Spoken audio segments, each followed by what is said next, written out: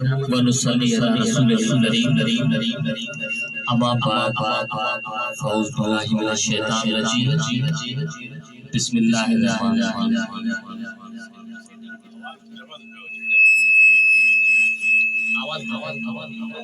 या थोड़ा सा पीछे होके करें, शायद हो सकता है इसकी वजह से हो रही है। हेलो हेलो हेलो अब सही है।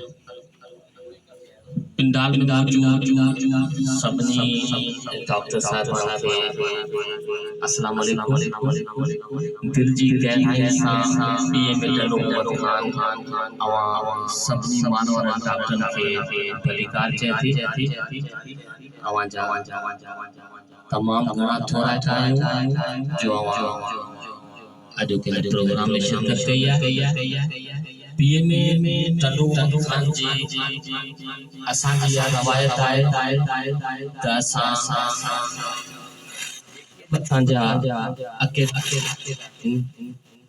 उन्हनि में असांजे पंहिंजनि मेंबर डॉक्टर्स अलहमदुल्ला असांजे शहर मां हाणे असांजा डॉक्टर्स FCPS पोस्ट ग्रेजुएशन जा मुख्तलिफ़ कोर्सेस करे असिस्टेंट प्रोफेसर एसोसिएट प्रोफेसर जे उहदनि ते पहुची चुका है असां लाइ इहा फ़ख्र जी ॻाल्हि आहे ऐं पीएम टलो खान जो इहो विजन आहे त असां पंहिंजे एकेडमिक सेशंस में ॿियनि डॉक्टर्स खे उन्हनि जी रहनुमाई वठंदा जेका स्पीकर आहे जेका प्रेजेंटर आहे उहा असांजी असांजे पंहिंजे शहर सां वास्तो रखंदड़ अलहमदुल्ला FCPS ऐं असांजे हिजाब असांजे फ़ख्र जी ॻाल्हि आहे त असांजे मौजूदा पार्टी में लेडीज़ रिप्रेजेंटेटिव डॉक्टर आसफा मंसूर तव्हां दोस्तनि खे गुज़ारिश कंदुसि त तारीम जी भरपूर मोट हुजणु खपे जो पंहिंजे शहर जो पंहिंजे पीएम जो शान आहे पंहिंजे पीएम जो मान आहे डॉक्टर आसफा मंसूर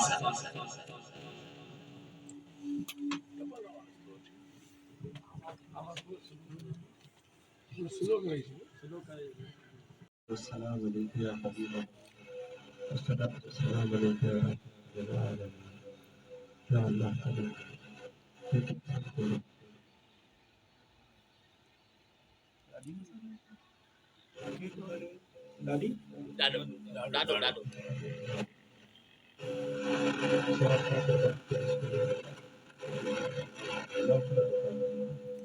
يا الله करीम तो बदल हमारा ये दिल मालिक मौला करीम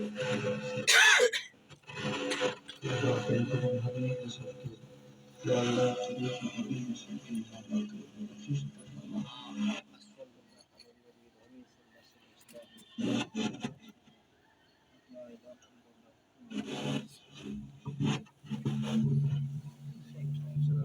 जेका ऐसा प्रोमो हलायो पंहिंजी कंपनी जे ऐं फेरोज सन्स वारनि बि मुख़्तसिर पर सुठो प्रोमो हलाया त हाणे आउं वरी कंटिन्यू कयां थो डॉक्टर आसफा साहिबा खे त पंहिंजो सेशन कंदे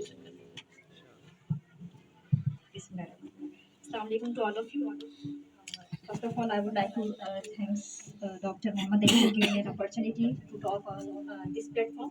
Today we have the topic of herpes simplex virus.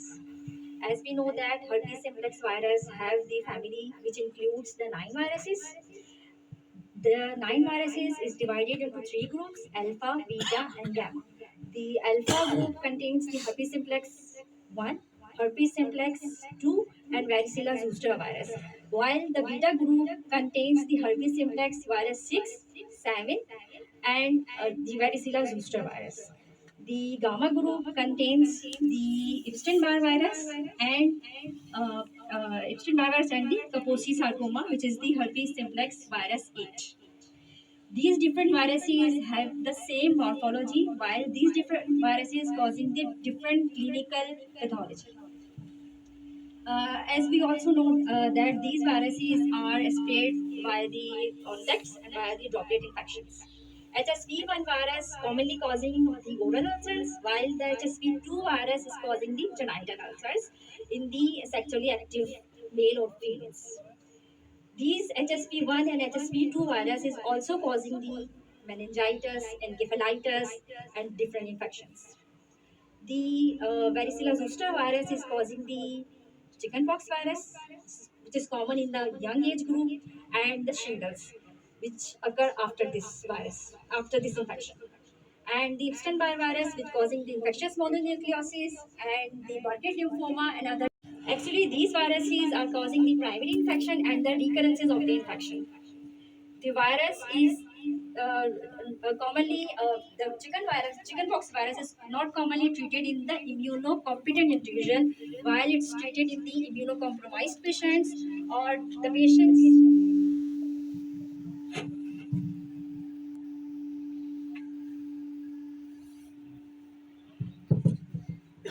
Or the patients who have the complications. First of all, we will like to talk about the herpes simplex virus. The herpes simplex virus is causing the different manifestations, as I told you earlier. The cutaneous manifestations, which include the recurrent herpes labialis virus, जिसको हम कहते हैं कि fever के बाद commonly यहाँ पे छोटे छोटे vesicles formation हो जाती है. जो इम्यूनो कॉम्पिटेंट पेशेंट्स के अंदर हम उसको ट्रीट नहीं करते हैं, वो जैसे उसकी इलनेस खत्म होगी वो वायरस उसका ठीक हो जाएगा. लेकिन अगर इम्यूनो कॉम्प्रोमाइज्ड है, लाइक इन आर पेशेंट्स इन SIUT, we are dealing with transplant patients in which we are giving the immunosuppressants, तो उन पेशेंट्स में हम एसाइक्लोवर से लाजमी ट्रीट करेंगे. ठीक है. इसके अलावा हमारे पास जो क्यूटेनियस मैनिफेस्टेशंस है उसमें है हमारे पास इसोफेजाइटिस है, स्टोमेस्टेटाइटिस है. इसके अलावा हमारे पास उसमें विजरल इन्फेक्शंस है जिसमें हमारे पास इसोफेजाइटिस वो कॉमन है. फिर हमारे पास दूसरी इन्फेक्शन है जिसमें न्यूरोलॉजिकल इन्फेक्शंस मेनिंजाइटिस है, एनकेफेलाइटिस है, और लंग्स में न्यूमोनाइटिस है जो कि रेयर कॉज है. अच्छा, इस प्रेजेंटेशन में जाने से पहले फर्दर मैं थोड़ा सा और समराइज कर दूं कि हम वायरसेस के लिए सबसे पहले हमारी जो डायग्नोसिस है, clinical diagnosis and laboratory diagnosis. Clinical diagnosis के बाद हम आते हैं लेबोरेटरी डायग्नोसिस पे, जहाँ पे हम करते हैं वायरल कल्चर्स कर सकते हैं, विद इन 48 आवर्स हमें वो आइसोलेट हो सकता है. लेकिन सेकंड मोस्ट इंपॉर्टेंट चीज़ होती है इसके अंदर PCR for herpes simplex virus and PCR for these viruses. अगर हमारे पास एंकेफेलाइटिस या मेनिंजाइटिस है तो हम उसके CSF के अंदर हम herpes simplex 1 और herpes simplex 2 का PCR कर सकते हैं. इसके अलावा a novel characteristic of herpes viruses is that once they have infected the host, they often remain as persistent infection for lifetime of the host. इसका मतलब है कि ये वायरस जो है वो जाके मुख्तलिफ जैसे ट्राइजेमिनल गैंग्लियॉन्स हैं या सैक्रल नर्व रूट गैंग्लियॉन है, वहाँ पे जाके ये रिजाइड कर जाता है, और जब फिर इम्यूनिटी कम होती है तो फिर दोबारा से ये रीएक्टिवेट होता है. नेक्स्ट,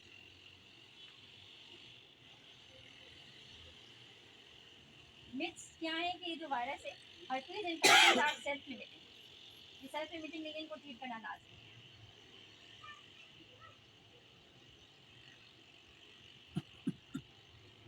ये डिफरेंट वायरसेस की जो डिफरेंट प्रेजेंटेशन है, जेनाइटल herpes है, ये इन्होंने जो है ना वेबसाइट बताई हुई है, डिफरेंट जगह से पढ़ने. नेक्स्ट, ये मैंने आपको बताया कि DNA वायरस होते हैं और invalid virus, double standard DNA viruses और invalid virus. They are DNA viruses characterized by tendency to produce primary infection, latency, neurons or lymphoid tissue reactivation or recurrence occur.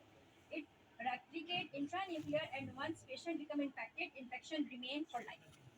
Next.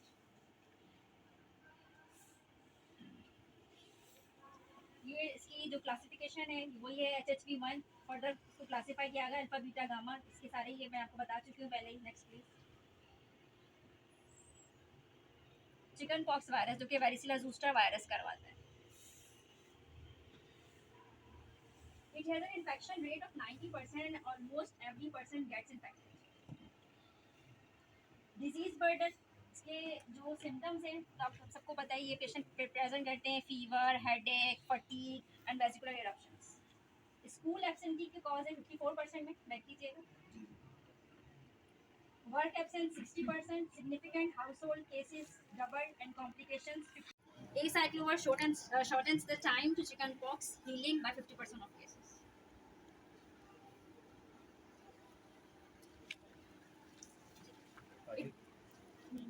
Acyclovir is a prodrug, a pharmacologically inactive substance that is converted in the body into a pharmacologically active drug. ठीक है. Prophylactically हमने किसको देनी है साइक्लोवर, पहले तो मैं ये बताना चाहिए. तो हमारे जो उसका जो हाउस होल्ड कॉन्टैक्ट है उसमें हमें देनी है, या वो पेशेंट जो कि इम्यूनो कॉम्प्रोमाइज्ड हैं लीकेमिया के पेशेंट्स हैं, कीमोथेरेपी के पेशेंट हैं, इम्यूनोसप्रेसिव ड्रग्स ले रहे हैं, प्रेग्नेंट फीमेल पेशेंट्स हैं, तो उसमें हमें देनी पड़ेगी। ये फिर उन्होंने इसका मैकेनिज्म बताया हुआ है। इसको नेक्स्ट करते हैं।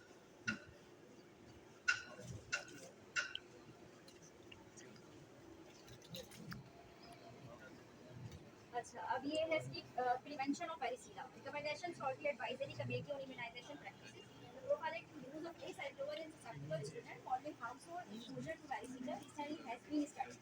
These studies indicated fewer and less severe cases among children administered with acyclovir than among children in the control group. Data from one study indicated that varicella developed in 16% of children treated with acyclovir during the second week after exposure, compared with 100% of children in the control group.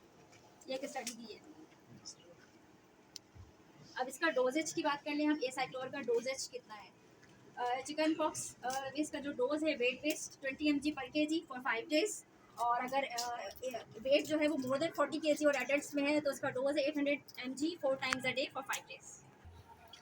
A controlled trial of acyclovir for chicken pox for children, ये controlled trial किया गया। Acyclovir in chickenpox. The conclusion: acyclovir is a safe treatment that reduces the duration and severity of chickenpox in normal children when therapy is initiated during the first 24 hours of life.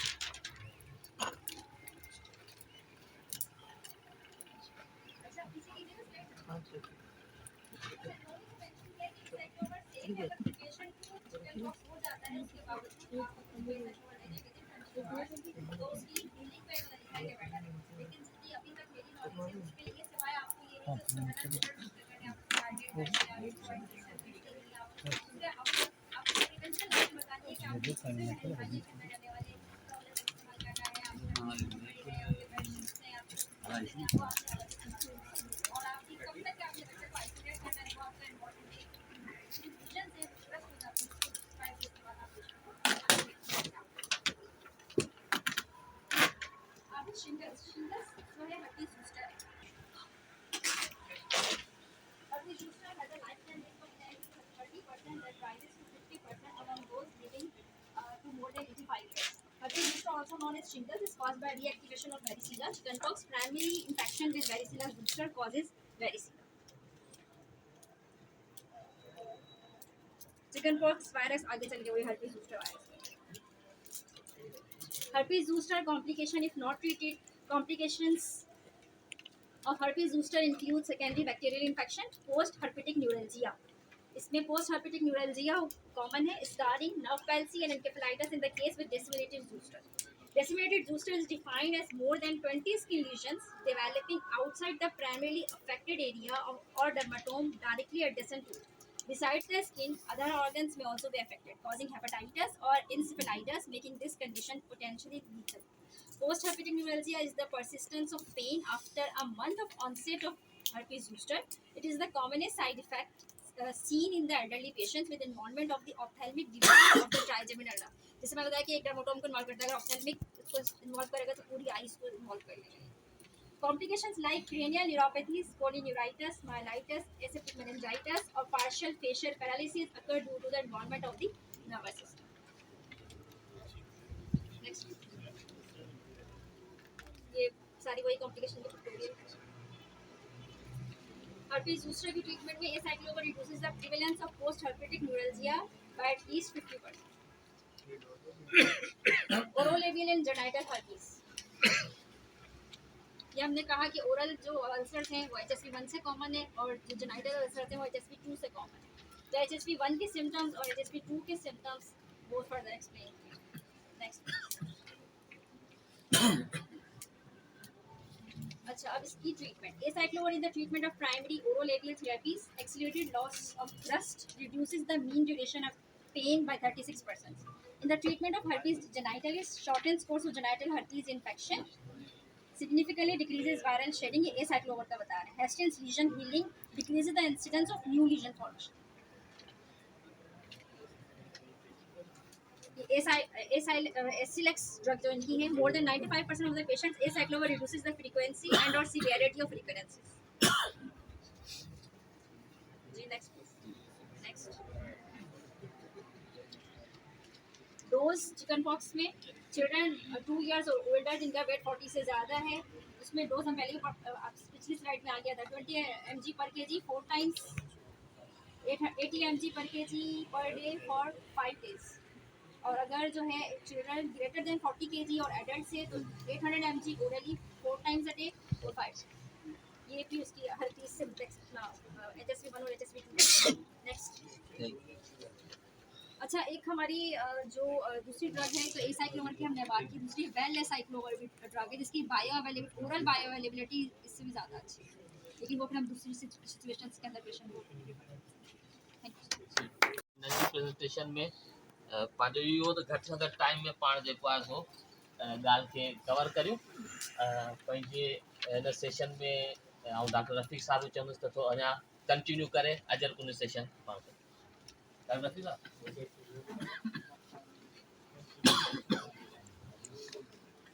बिस्मिल्लाहिर्रहमानिर्रहीम।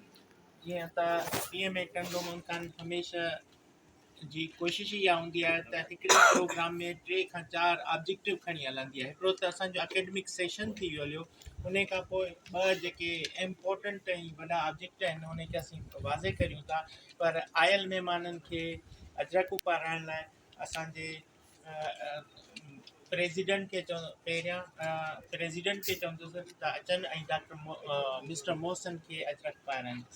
Doctor Rameez साहब खे चवंदुसि अचनि ऐं मोहसिन खे अजरक पाराइनि।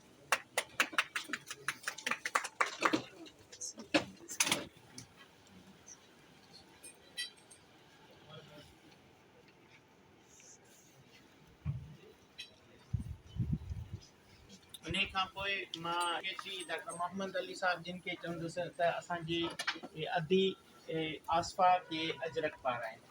अधी आसफा moderator हिन programme जी moderator.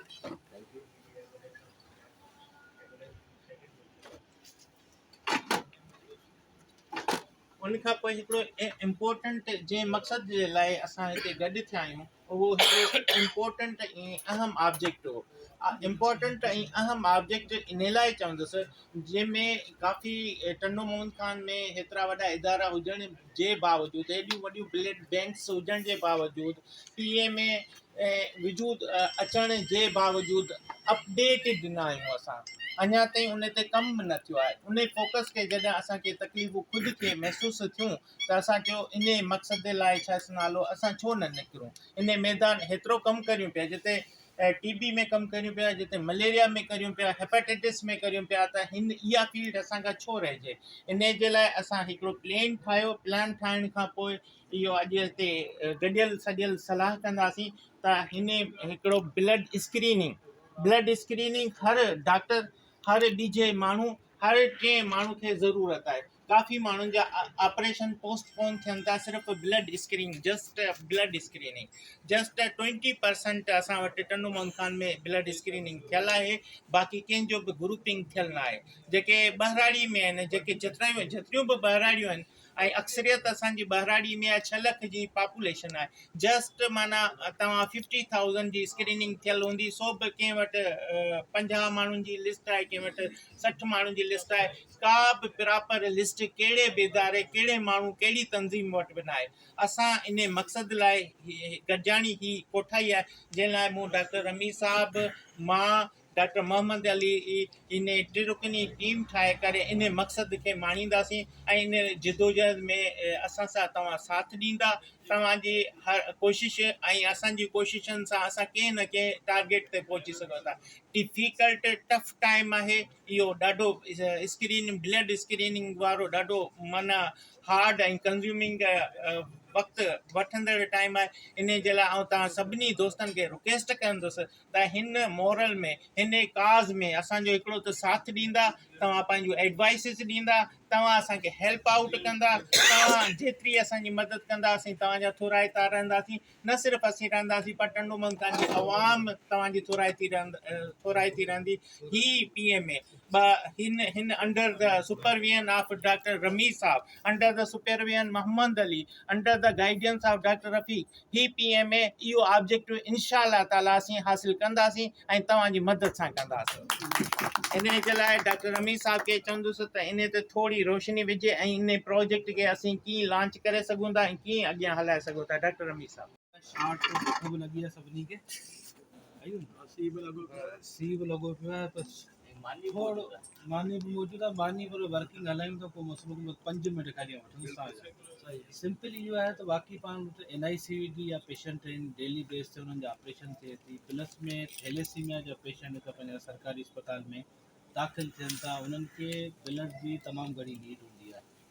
अॼु जी त ॻाल्हि ॿुधायांव तक़रीबन ओ नेगेटिव ब्लड खपे सॼो वीचारा जेके पेरेंट्स हुआ कोन थो मिले हाणे जेके हुनजा फैमिली मेंबर आहे तक़रीबन उन ॿार ॾे खे 10 ॾींहं ब्लड चढ़े थो हाणे उनजो घर जो भाती जंहिंजो ओ नेगेटिव आहे हिकिड़े ॿिनि जो उन्हनि त ॾेई चुका आहिनि हाणे वीचारा किथां ॾियनि तमामु घणी परेशान हुआ तमामु घणा तव्हां सोचे कोन ही डॉक्टर रफ़ीक सां जेको मसइलो हिन जे ब्रादर जो जेको ऑपरेशन हो उहो बि जहिड़ो कैंसिल थियो AB नेगेटिव ब्लड पोइ कीअं असां अरेंज कयो आहे छा कयो आहे वॾी जफ़ाकशी त हाणे हिकिड़ो डॉक्टर माण्हू पंहिंजी एफर्ट सां पोइ हणी करे हथु करे वियो आहे आम ग़रीब माण्हू जंहिंजो मतिलबु थिए थो उहे वीचारा पुॼी कोन था सघनि हाणे रोज़ानो वीचारा उहे पेशेंट तड़पनि पिया जिन खे ब्लड जी नीड आहे ब्लड लॻे ख़बर कोन्हे हाणे जेॾां वञूं था चवंदा सर मूंखे त पंहिंजो ब्लड ई ख़बर कोन्हे त पाण चवंदा यार अहिड़ो को सिस्टम ठाहियूं पाण पहिरीं त हिकिड़ो स्क्रीनिंग प्रोग्राम हलायूं जेके बि ॿेराड़ी जे अंदरि पंहिंजे जेके वास्ते वारा आहिनि हिकिड़ो रजिस्टर रखूं हिकिड़ो सॉफ्ट कापी बि उनजो मेंटेन करियूं ऐं हार्ड कापी पाण वटि हुजे उनजो नालो पीउ जो नालो रिहाइश फ़ोन नंबर ब्लड ग्रुप उनजो करे पाण ॾियूं पर उन खां बिलिंग बि पुछूं त छा हू बिलिंग आहे इन केस ऑफ एमरजेंसी अगरि असांखे नीड पवे त छा त हू ॾींदो या कोन ॾींदो इहो बि ऑप्शन रखूं न कॉलम जे अंदरि जेकॾहिं उहो हिकिड़ो विलिंगली वॉलंटियरली अवेलेबल थिए थो त पाण उन ते टिकियो निशान हणंदासीं जेको नथो माज़रत थो करे दफ़ा मूंखे को एज फैक्टर आहे या मूंखे का ॿी मॉर्बिडिटी आहे ऐं कोन थो ॾेई सघां त उनखे पाण हिकिड़ो पेंडिंग में ऑप्शन रखंदासीं पर ग्रुप उनखे करे ॾींदासीं जेको मूं सम्झो आहे इन हिसाब सां हाणे स्क्रीनिंग पर्पज़ या त हुते वञी जीअं ॿेराड़ी पासो या किथे बि एरिया जे अंदरि जेकॾहिं पाण स्क्रीनिंग करियूं था सिंपल पाण इहे करियूं त ट्यूब जे अंदरि रुगो ब्लड सैंपल वठी वरी पाण सां गॾु अची ऐं कंहिं एरिया पाण मखसूस करे छॾियूं उते रिएजेंट रखूं उते पाण पंहिंजे हिसाब सां ब्लड ग्रुप करे वठूं या त रिएजेंट कैरी करणु ऐं उते जो ऑन द स्पॉट करणु इहो थोरो मुश्किल थींदो आहे टाइम इन हिसाब सां चवंदो सिरिंज खणी वञिजे प्लस में जेको आहे वाइल खणी वञिजे पेशेंट जो सैंपल ड्रा कराइजे उते उहे वरी सैंपल खणी पंहिंजे कंहिं स्पॉट ते अची ब्लड ग्रुप पोइ उन्हनि जो फ़ोन नंबर पाण वटि हूंदो फ़ोन ते पाण इतला करे छॾींदासीं या पाण पंहिंजे रजिस्टर ते मेंटेन करे छॾींदासीं ऐं उन टाइम ते उन जेको पेशेंट जो जेको सैंपल ड्रा थिए पियो पेशेंट कोन्हे को आम माण्हू आहे वॉलंटियर आहे ठीकु आहे साईं उन पाण वठूं पिया था सैंपल उन टाइम ते उन खां पुछिजे त बाबा तुंहिंजो छा आहे अॻियां असां अलाह पनाह में रखे का एमरजेंसी सूरत थिए थी तोखे फ़ोन करियूं छा तूं पुॼी सघंदे तूं रत ॾींदे या कोन ॾींदे इन हिसाब सां पाण काफ़ी लिस्ट अची वेंदी ऐं पाण बहितर तरीक़े सां सपोर्ट करे सघूं था इन्हनि पेशेंट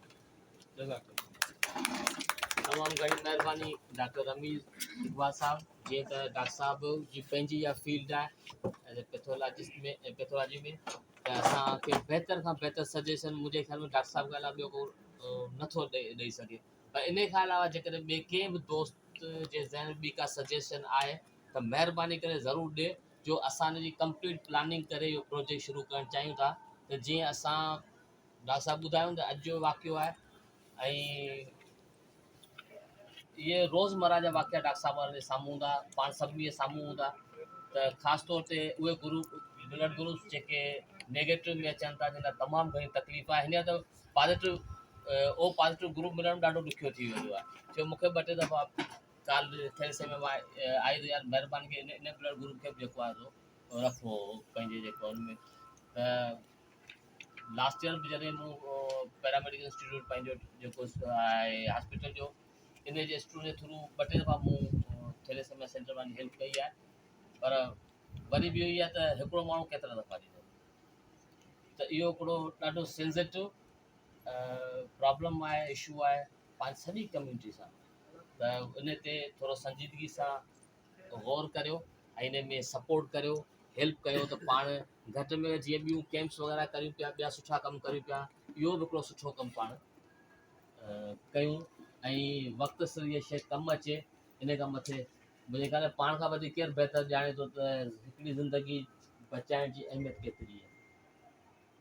तॾहिं ॿिए कंहिं दोस्त ज़हन में का सजेशन? जी डॉक्टर सोहेल साहब। इहा ॾींदुसि त माना तमामु सुठी ॻाल्हि आहे डॉक्टर रमेश चयो, पर इहा तव्हां मूं सीनियर सभु ॼणा वेठा आहियो त हिकिड़ी जीअं असांजा इंडस ब्लड बैंक आहे पंहिंजे जामशोरे में आहे, हैदराबाद में आहे ऐं पंहिंजो कराची में बि आहे, ऐं हींअर ऑलमोस्ट बदीन में बि खुली वई आहे। त इहा तव्हां छो कंदा कोशिशि कयो कि पंहिंजे सोशल मीडिया ते हिकिड़ो असांजो क्राउड बि वधो आहे डॉक्टर जो, असीं इहा डिमांड रखूं असांजे जेके हिते असांजा जेके आहिनि रिप्रेज़ेंटेटिव आहिनि, जेके असांजा MPMN आहिनि, जेके बि आहिनि असांजा, असां उन्हनि खां चऊं त असांखे इहा शइ असांखे मुहैया करे ॾियनि जंहिंमें असांजो ब्लड असांजो सेफ बि रहंदो ऐं उन सां गॾु प्लस में पंहिंजी टेस्टूं बि थियनि थियूं, जीअं HIV थी, हेपाटाइटिस B थी वई, C थी वई, इहे बि थियनि थियूं। छो जो काफ़ी गाॾियूं अचनि थियूं हैदराबाद मां अचनि थियूं, जीअं पंहिंजे पाड़े में ई जीअं लॻे थो सिटी ग्रामर में हुते ॾिसो ब्लड दावत बैंक इस्लामी वारा कंदा अचनि थियूं महीने में हेतिरो माना ब्लड खणी हलियो थी वञनि। इहो असां लाइ माना हुअणु खपे न, इहा शइ असां लाइ हुजणु खपे, पर इहो तॾहिं थींदो जॾहिं असां सोशल मीडिया ते इन जो मतिलबु हलाईंदासीं। डॉक्टर साहब सुठी तजवीज़ आहे तव्हांजी, इन खे बि रखूं था ज़हन में। इन खां अलावा ॿी का तजवीज़? इन में आऊं डॉक्टर साहब जेको कंदो कि अक्सर पंहिंजो असांजो जेको हीअं डॉक्टर साहब जो जेको मसइलो NIC जी आहे, कुझु सर्जन चवंदा आहिनि कि असांखे ब्लड जी ज़रूरत आहे फ्रेश, ठीकु आहे, माना हालांकि असां वटि अवेलेबल हो 2 ॾींहं पुराणो, त कुझु सर्जन चवंदा ऑन द स्पॉट असांखे फ्रेश खपे। असल में ब्लड बैंक्स खोलण या ई पाण चऊं था इन लाइ बि यार ब्लड बैंक्स ॾींदो केरु? अॼुकल्ह चवंदा आहिनि न बाबा कंहिंखां रत वठणु माना माण्हू मारींदा, यार तूं छा था कयो, हिकिड़ो न छा था कयो, हर ॾींहुं बीठायो अथनि, हिकिड़ो त अवेयरनेस प्रोग्राम हलाइणो पवंदो कि ब्लड ईअं हर को कोन थो ॾे, ठीकु आहे, पहिरीं अहिड़ो प्रोग्राम रत ईअं तव्हां वेंदो न दवा ॾिसी मरीज़ तव्हांजे कैंप में 100-200 मरीज़ तव्हांखे दवा वठी ॾींदा। जॾहिं तव्हां गाॾी लाहींदव त हाणे तव्हां दवा त ॾिनी आहे, हाणे असांखे रत ॾियो, यकीन कयो केरु तव्हांखे वेझो कोन्हे। सही ॻाल्हि आहे। रत ॾियण लाइ बिल्कुलु पहिरीं काउंसलिंग, हिकिड़ो त मतिलबु मज़हबी हिसाब सां बि सवाब जो कमु आहे। सही जीअं पेशेंट खां गॾु जाम क्राउड हूंदो आहे न, हू पियो पुछे रत करे छॾींदा आहिनि असांजी एमरजेंसी में, पोइ असां ओॾी महिल मरीज़ खे ज़रूरत हुजे ऐलान कंदा आहियूं भॻवान रत खपे मरीज़ केरु कोन छाती थी वेंदी आहे, बाक़ी 2-3 ॼणा बचंदा आहिनि जेके सभु वेचा। डॉक्टर साहब जी या हक़ीक़त आहे या असां पंहिंजी कैजुअलिटी में या ट्रिक इस्तेमालु कंदा आहियूं जॾहिं मौत कावड़ जो घणो थी वेंदो आहे? अच्छा, आऊं तव्हांजी ॻाल्हि अञा हिनखे थोरो अञा कंटिन्यू कंदुसि। मूं ख़ुदि हींअर DHQ हॉस्पिटल में हिकिड़ो स्पेस मखसूस कयो आहे लेब ब्लड बैंक जे लाइ। हुते कुझु गवर्नमेंट जो सामान जेको हथु लॻो उहो अरेंज कयो हुते, अञा उनखे प्रॉपर रन कोन कयो आहे ऐं न को उनते, पर असुल ॻाल्हि डॉक्टर साहब वारी जेका आहे न इहा आहे त माण्हू रत ॾियण लाइ आमादा थी स्पेस मखसूस करे छॾियो आहे, बेड लॻी विया आहिनि, उतां जेके रेफ्रिजरेटर उहे अची वियो आहे, ॿियो असांजो पुराणो हिकिड़ो पियलो कढायो तव्हां उनखे वर्किंग कंडीशन में आणे छॾियो आहे, ठीकु आहे न, पर माण्हुनि खे आमादा करणु जेको रत ॾियण लाइ इहो it's a hard task, challenge आहे। जी सर।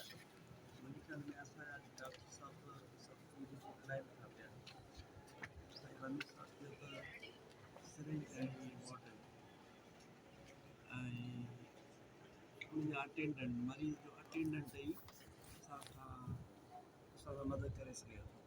असांखे छा करिणो आहे, स्क्रीनिंग ठाहिणी आहे, येस आर नो, उनजो कॉलम अलॻि आहे, पर घटि में घटि असांखे मिसाल जी ॻाल्हि ऐं मिसाल जा सैदपुर में असांजा 100 माण्हू स्क्रीन थियल आहिनि, 100 मां असां ऑप्शनल रखंदासीं, जेकॾहिं येस में असांजा 20 अचनि था त असांजा कम ॼणा आहिनि 100 जा। अहिड़े नमूने सां मुख़्तलिफ़ ॻोठनि मां जेकॾहिं 100 कंदासीं, असांजे ओडिशा करीब में जेके ॻोठ आहिनि, वॾा ॻोठ आहिनि, उहे घटि में घटि 200-250 आहिनि, नंढा त जाम आहिनि पर 250 वॾा ॻोठ आहिनि। 250 ॻोठ खे छॾे करे असां 50 ॻोठ खे जेकॾहिं स्क्रीन करे वठंदासीं, उन मां जेकॾहिं 100 माण्हू खे स्क्रीन करे वठंदासीं त असांखे 200-250 माण्हुनि जी स्क्रीन थी वेंदी। 200-250 माण्हुनि जी स्क्रीन में असांखे 20% जो आसिरो त हूंदो न भला। एंड टाइम ते जेकॾहिं असां वटि कन्वेंस हूंदो, उन माण्हू खे लोकेट कंदासीं, ज़ाहिर आहे उनखे माण्हू खे खणी ईंदासीं, दोस्त चवराईंदासीं पाण इन्फोर्स कंदासीं इन्फ्लुएंशियल पर्सन सॼो सॼो सिस्टम कबो त उहो असांजे लाइ फ़ाइदेमंद थींदो सही ऐं जेकर कैंपूं हणंदासीं उहे असां ब्लड बैंक था ठाहियूं पिया ठीकु आहे सुठी ॻाल्हि आहे पर जेकर असां वटि लिस्ट हूंदी डॉक्टर साहब वटि लिस्ट हूंदी मूं वटि लिस्ट हूंदी साईं वटि लिस्ट हूंदी मां प्रेज़ेंट कंदुसि तव्हांजे रिजीम खे हीअ लिस्ट मूं वटि आहे हिन लिस्ट हीअ आहे लिस्ट तव्हां फाइनल लिस्ट तयारु करे छॾींदो हुन में आसानी थी पवंदी असां हिक ॿिए खे कम्युनिकेट करे सघंदासीं सही बेहतर तमामु बेहतर इहो कम्युनिकेशन जेका आहे असांजी गैप आहे इहो असांजो ख़तमु थी वेंदो जॾहिं इहो ख़तमु थी वेंदो असां हेल्प करे सघंदासीं सही आसानी थी पवंदी सही ऑपरेशन किथे था थियनि मुफ़्त में जिते ऑपरेशन थींदा आहिनि आई सी यू मुफ़्त में ऑपरेशन थिए थो जिते वधीक ब्लड खपे थो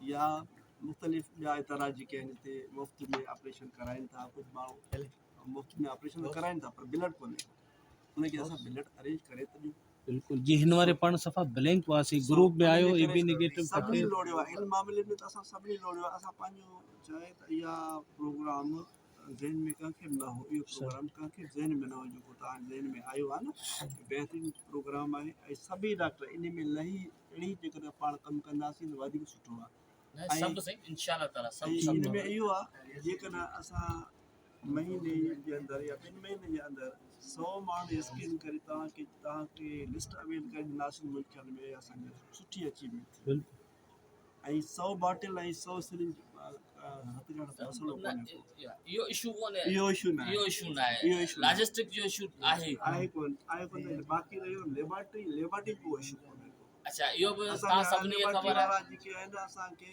50 हिकिड़े करे ॾिना 100 हिकिड़े करे ॾिना 200 ॿिए करे ॾिना सर उहो थी वेंदो उन आहे। ते मां तव्हांखे ॿुधायो उहो थी वेंदो आहे। तव्हांखे इहा ख़बर आहे त DHQ हॉस्पिटल में टेस्ट फ्री आहिनि ठीकु आहे न हलायूं असीं विया अगरि पैसनि ते हलियो पिए तॾहिं बि हलाई सघिबे हिन जॾहिं फ्री कयो वियो आहे तॾहिं बि हले पियो त असीं उन मां भरपूर सपोर्ट वठी सघूं था भरपूर हेल्प वठी सघूं था मुंहिंजो को इशू कोन्हे ऐं पाण अलहमदुल्ला जेके बि डॉक्टर्स आहियूं ऐं पाण ख़ुदि बि अलहमदुल्ला सभु इहे शयूं अफोर्ड करे सघूं था त पाण के ग़रीब मिसकिन माण्हू जे लाइ अहिड़े टाइम ते जेको ग़रीब मिसकिन ॻाल्हि कोन्हे भले केॾो अमीर छो न हुजे भई ब्लड जी ज़रूरत पवंदी ब्लड कोन्हे त बेवस आहे त अहिड़े बेवस माण्हू जे लाइ हेल्प करण जे लाइ माण्हू पाण मुंहिंजे ख़्याल में त पंहिंजे लाइ पैसो इशू कोन्हे त उन खां लॉजिस्टिक खां तव्हां बेफ़िक्र थियो हीअ असीं जेके हफ़्ते में तव्हां ॾिसो न महीने में 5 कैंप हुजे हिन में शयूं खपनि पियूं ॾियूं पिया न पंहिंजो को बजट आहे कोन त सभु शयूं करियूं पिया न त को इशू कोन्हे शइ जो त पाण ख़िदमत जे लाइ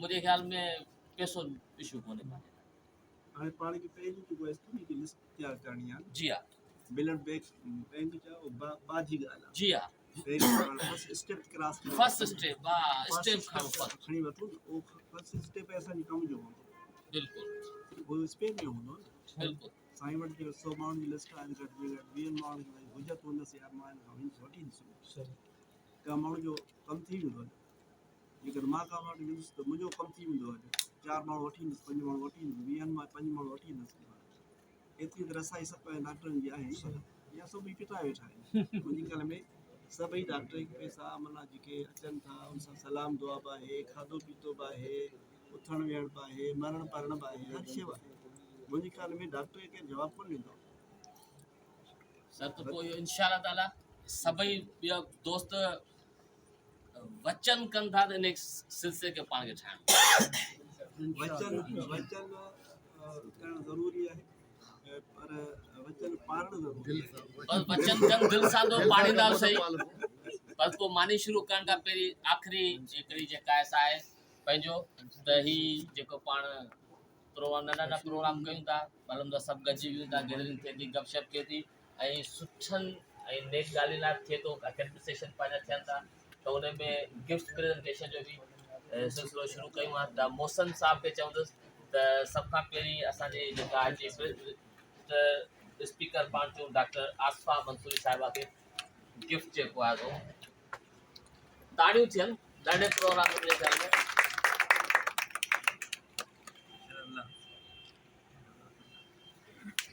अच्छा उन खां पोइ पंहिंजा इवेंट्स थियनि था इहे इवेंट्स जेको ऑर्गेनाइज़ करनि था PMA ऑर्गेनाइज़ करे थी पंहिंजी पर हिकिड़ो मख़सूस माण्हू जेको ख़ासि तौर ते इन्हनि कमनि में कंदो आहे त त इवेंट ऑर्गेनाइज़र लाइ बि असां जेको आहे सो रखियो आहे त डॉक्टर रफ़ीक विग्यो साहब खे चऊं त उहो अचे इवेंट ऑर्गेनाइज़र जो गिफ्ट जेको आहे रफ़ीक साहब भले 2 ताड़ियूं वधीक वॼायो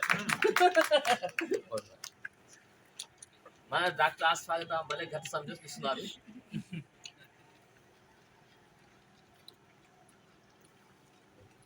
तव्हां सभिनी जी हिकु दफ़ो ॿीहर महिरबानी मानी शुरू कयो देरि न कयो गाह ते केतिरी गुज़ारो करे